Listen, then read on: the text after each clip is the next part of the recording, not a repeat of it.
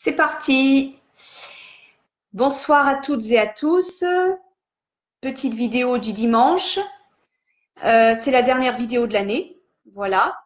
Et pour cette dernière vidéo de 2017, je voulais aborder l'écriture automatique. J'ai parlé donc du journal du jour, du journal de la nuit, des différentes façons d'écrire. Et je me suis dit que ce serait bien que je complète un petit peu le tableau avec l'écriture automatique. Alors, qu'est-ce que c'est que l'écriture automatique? C'est une écriture où on ne bride aucune pensée, aucune idée. On se laisse complètement aller sur la page, c'est-à-dire qu'on prend le stylo et finalement, c'est l'esprit qui fait le travail, ou plutôt l'inconscient, et la main qui chemine sur la page. Alors bien sûr, l'écriture automatique a été beaucoup pratiquée par les surréalistes, notamment André Breton, et c'était un moyen d'explorer l'inconscient, de rentrer donc dans les sphères, dans les sphères mystérieuses de l'être et dans le langage de l'âme, puisque l'écriture automatique permet justement d'exprimer des choses qui sont d'ordre psychique, bien sûr, mais aussi métaphysique et spirituel. Et c'est surtout sur ce plan-là que je voudrais aborder l'écriture automatique. Alors, je voudrais aborder l'écriture automatique sur le plan spirituel, notamment avec ce livre que j'ai acheté en 2000, donc ça remonte quand même assez loin, mais je le consulte de manière assez régulière. C'est le livre de James Van Praagh, Dialogue avec l'au-delà, message d'un médium sur la vie après la mort. Donc l'écriture automatique, pour moi, essentiellement, sert à tisser des liens avec l'au-delà, avec les disparus, avec tous ceux qui nous sont chers et qui ne peuvent plus nous parler directement. Alors, on y croit, on n'y croit pas. Si on n'y croit pas, il n'y a pas besoin de regarder cette vidéo plus loin, puisque je vais parler essentiellement de ça. Par contre, pour ceux qui y croient, peut-être qu'ils vont apprendre certaines choses. Alors, voilà comment James Van Praagh définit l'écriture automatique, ce dialogue avec l'au-delà. Je vais quand même présenter un petit peu James Van Praagh. Il jouit d'une faculté extraordinaire. C'est un immense médium. Il a déjà fait des séances directement à la télévision. Donc, c'est un médium américain et il a un don hors du commun qui lui a permis justement de construire un pont entre le monde physique et le monde spirituel. Et il redonne courage et espoir à tous ceux qui ont perdu un être cher et nous avons tous perdu un être cher à un moment donné de notre vie. Donc, il aborde les différentes façons de parler avec les disparus, et l'écriture automatique est une des façons. Je vais vous présenter sa définition à lui qui me paraît peut-être plus claire. L'écriture automatique est un exercice employé spécifiquement par ceux qui souhaitent entrer en contact avec des guides spirituels et des êtres chers. Pour commencer, cet exercice exige un état de méditation profonde. Il est également nécessaire de transmettre à l'esprit qui doit être contacté le moment et l'endroit exact qui seront réservés à cette activité. Donc, autrement dit, c'est bien lorsque, si vous voulez, par exemple, parler à l'âme de votre grand-père ou de votre grand-mère, de fixer un rendez-vous avec l'esprit, une heure précise et un endroit précis. Par exemple, un petit hôtel que vous aurez agencé dans votre chambre ou dans un coin de la maison où personne ne peut avoir accès sinon vous. Au fond, vous prenez rendez-vous afin de converser avec le monde des esprits. Le moment venu, vous entrerez en méditation. N'oubliez pas, il vous faut une pièce où les occasions d'être distrait sont rares ou inexistantes. Ensuite, asseyez-vous à une table en gardant le dos droit. Un stylo et un bloc de papier à écrire placés devant vous. Maintenez délicatement la pointe du stylo sur le bloc. Ne pensez pas au texte à écrire. Et là, ne pensez pas est écrit en italique parce que justement, il faut que l'écriture automatique ne vienne pas du mental. Parce que le mental, c'est la raison, c'est le rationnel et il risque de donner des messages faux, des messages qui vont même nous éloigner de la véritable écriture automatique. lorsque vous sentez que l'énergie s'est modifiée au niveau de votre main ou autour de votre corps, vous pouvez commencer à interroger l'esprit. Vous vous sentirez sans doute poussé à écrire. Aussi, obéissez à l'impulsion. Encore une fois, ne pensez pas à ce que vous êtes en train d'écrire. C'est une bonne idée de ne pas regarder avant d'avoir terminé. Quand vous sentez que l'énergie n'est plus là, déposez le stylo et lisez les propos de votre ami du monde spirituel. Vous serez peut-être surpris de ce que vous avez recueilli. Voilà ce que nous dit James Van Praagh sur l'écriture automatique. Alors moi, quand j'ai lu ce livre, j'ai été assez surprise de voir comment ça se pratiquait et surtout par la relative facilité. Parce que j'avais lu quelques livres sur tout ce qui est communication spirit et ça me semblait assez difficile. Il y avait quand même beaucoup de rituels à mettre en place, beaucoup de choses justement pour éviter quand même d'avoir affaire à n'importe qui sur le plan global. Et là, j'ai trouvé que le message de James Van Praagh était très simple et je me suis dit, mais pourquoi moi, je ne pratiquerai pas cette façon de faire? Alors, j'ai souvent ressenti la présence des défunts, la présence des disparus dans ma vie. Alors, c'est souvent un courant qui passe, qui me traverse, ou alors une pensée. Et immédiatement, lorsque je pense à la personne, il y a une odeur que je respire, un parfum, ou parfois un souvenir qui me revient à l'esprit. Quel type de fleurs la personne aimait, par exemple, ou quel type de chanson, ou qu'est-ce qu'elle aimait manger, et parfois même le goût d'un aliment. Et à un certain moment, je sais que j'avais des communications comme ça assez fréquentes avec ma grand-mère paternelle, à qui je ressemble beaucoup, paraît-il, et que j'ai perdue quand j'étais adolescente, donc relativement jeune. Et à un certain moment, j'ai pensé justement rentrer en contact avec elle, puisque parfois elle me donnait des messages la nuit, notamment sur des chemins à ne pas emprunter, des expériences à ne pas tenter. Et je me suis dit, ben pourquoi pas instaurer un lien d'écriture avec elle. D'autant plus que c'était une femme qui écrivait beaucoup comme moi. Et j'ai essayé de suivre les conseils de James Van Praagh, et j'ai abordé ainsi l'écriture automatique. Alors, ça n'a pas été très concluant parce que d'une part, peut-être justement qu'il y avait ma volonté qui prenait le dessus et j'avais pas des messages qui étaient forcément lisibles. J'ai quelques exemples ici où la plume vraiment faisait vraiment bon comme des sortes de, elle courait comme ça bon en dehors des lignes, c'était assez incontrôlé et je dois dire ça m'a fait peur. Et alors j'ai arrêté complètement et un an plus tard, justement dans la même ville où elle habitait, j'ai contacté avec ma mère une voyante qui pratiquait l'écriture automatique et qui m'a transmis cet art. Alors pareil, ça s'est pas fait dans de grands rituels et dans de grandes cérémonies entre guillemets. Elle m'a simplement demandé d'allumer une flamme de bougie. Et ça, c'est très important, j'insiste bien là-dessus parce que voilà, il faut de la lumière pour ne pas attirer à soi des très mauvaises entités et de réciter une prière. Et j'ai fait une séance d'écriture chez elle et j'étais assez interloquée parce que là, vraiment, le courant passait. Alors, c'était un courant, comment vous expliquer? C'était plus de l'ordre de l'énergie, de la vibration. C'était un courant qui passait dans ma main droite et la plume, enfin le stylo, avait lui-même son propre mouvement. Finalement, moi, je n'y étais pour rien dans tout ça. C'est ça qui est assez troublant. Et les messages venaient, ils transcrivaient l'émotion du défunt, l'émotion du disparu.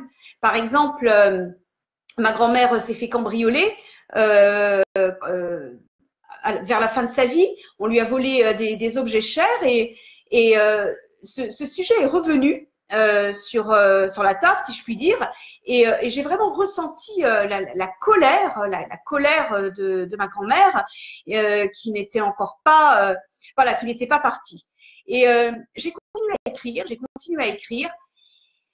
Et à la fin de la séance, je dois dire que j'étais contente. J'ai ressenti quand même un sentiment de plénitude, un sentiment de bonheur que j'avais jamais ressenti avant. Et les messages, en plus, se sont faits beaucoup plus précis ensuite. Mais aussi un immense, voilà, ça c'est l'ombre au tableau, hein, c'est pour ça que je veux mettre en garde sur cette pratique, une immense fatigue aussi, comme si j'avais été vidée de mon énergie. Et j'ai quand même continué la pratique de l'écriture automatique pendant quelques mois. Donc je m'étais acheté un gros bloc de papier avec un simple stylo et voilà. Et tous les jours, j'allumais ma bougie, je récitais ma petite prière et je me mettais à l'écriture automatique. Et à un certain moment, bah, je sentais que cette activité prenait beaucoup trop de place dans ma vie, que elle me privait aussi, elle me fatiguait beaucoup, beaucoup. Et il faut absolument pas faire cet exercice quand on est fatigué. Ça, c'est une chose qui est très importante, puisque notre énergie s'en va beaucoup plus vite et qu'on risque vraiment de se trouver complètement vidé, puisque si on lit certains livres comme ceux de Johannes Van Praag, par exemple, eh bien, on sait que les esprits ont une énergie différente de la nôtre et beaucoup plus élevée. Et lorsqu'ils doivent communiquer avec nous, eh bien, ils doivent abaisser leur énergie. Mais aussi, il y a une sorte de, comment dire, nous, on donne notre énergie aussi quelque part pour la rencontre. Et ça fatigue énormément. Et à un certain moment, eh bien, j'aimais bien les messages qui m'étaient transmis, j'aimais bien les relire. Mais à un certain moment, cet exercice, cette pratique je la trouvais, comment dire, je la trouvais pas dangereuse, c'est pas ça, parce que je prenais toutes les précautions nécessaires, hein, la flamme de bougie, la prière, mais je me sentais quand même assez fatiguée. Et j'ai pris la décision, qui était quand même assez douloureuse, d'arrêter. J'ai arrêté pendant de nombreuses années. À un certain moment, une nuit, la volonté d'écrire mes revenus, puisque j'ai senti en même temps cette secousse de la main qui me disait vas-y, prends une feuille de papier, écris.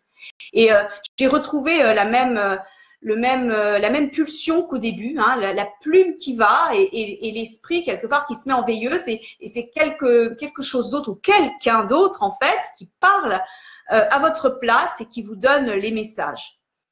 Je l'ai repratiqué, puis ensuite, j'ai définitivement arrêté. Donc, je ne pratique plus l'écriture automatique telle que cette médium me l'avait enseignée et telle qu'elle est décrite dans le livre de James Van Praag. Mais j'ai trouvé une autre façon de communiquer avec l'invisible. Parce que c'est ça, communiquer avec les défunts, communiquer avec les disparus, je pense que c'est qu'aussi communiquer avec une partie de soi, avec une partie, avec notre âme en fait, notre âme qui sait tout et qui voit tout, puisque elle est, voilà, elle a une vue beaucoup plus large des choses que nous. Et j'ai trouvé une autre façon d'écrire qui est à mi-chemin entre cette écriture spirituelle, ésotérique, on va dire, spirit, et cette écriture automatique telle que les poètes surréalistes la pratiquent. En fait, j'aime bien, alors je dis pas que c'est systématique, je fixe une heure et un lieu tout le temps précisément, mais j'aime bien avoir ce petit rituel chaque semaine. C'est très souvent après le déjeuner d'ailleurs. Je bois ma tasse de café, puis je m'allume une bougie et j'ouvre mon cahier et j'écris. Et alors, bien sûr, c'est beaucoup moins spectaculaire, si je puis dire, que l'écriture automatique spirit. Et c'est beaucoup moins abscon que l'écriture surréaliste. En fait, je pose une question. Alors, je pose une question à moi-même, à mon âme, ou voilà, cette partie spirituelle qui est à l'intérieur de nous tous. Et je pose une question et la réponse vient. Et il n'y a pas, alors évidemment, il n'y a plus la pulsion de la main, il n'y a plus cet élan comme ça incontrôlé. Hein, non, c'est une écriture beaucoup plus douce, beaucoup plus docile et beaucoup plus patiente, on va dire. Et les messages sont vraiment très beaux, sont vraiment très clairs. Et j'ai vraiment l'impression à ce moment-là que les conseils qui me sont donnés sont des conseils qui viennent de cette partie inconnue de moi, mais qui sait tout en même temps. C'est vraiment le moment où justement le mental ne joue plus son rôle, où il est voilà, il est planqué, il est caché derrière dans les coulisses, on va dire, hein, et sur la scène, eh ben il n'y a plus que le vrai moi. Et le vrai moi, il joue pas son rôle. Il dit ce qu'il a à dire, son vrai texte, en fait. Alors, j'insiste bien sur le petit rituel qui entoure l'écriture. L'écriture automatique, allumer une flamme de bougie, mettre un bouquet de fleurs dans un vase, se servir un café à la bonne température ou un thé à la bonne température. Pourquoi pas de la musique douce aussi. Voilà, il faut se créer une sorte de cocon protecteur pour que les messages arrivent vraiment clairs, qu'ils ne soient pas bridés par le mental et que surtout nous puissions les entendre et les retranscrire. Parce que ça, c'est très important. Et j'ai été surprise par ces messages, hein, comme je l'ai dit. Alors, je vais chercher un petit peu mon cahier. Alors, parfois, je pratique l'écriture automatique dans les pages du matin. Et pareil, hein, c'est quelque chose qui se fait naturellement. Il n'y a plus besoin de passer par des rituels. En fait, je pense qu'il faut vraiment se faire confiance. Alors, je vais essayer de trouver un passage qui peut retranscrire cette écriture automatique. Voilà. Par exemple, je vais choisir quelque chose quand même qui soit assez général, pas trop intime non plus.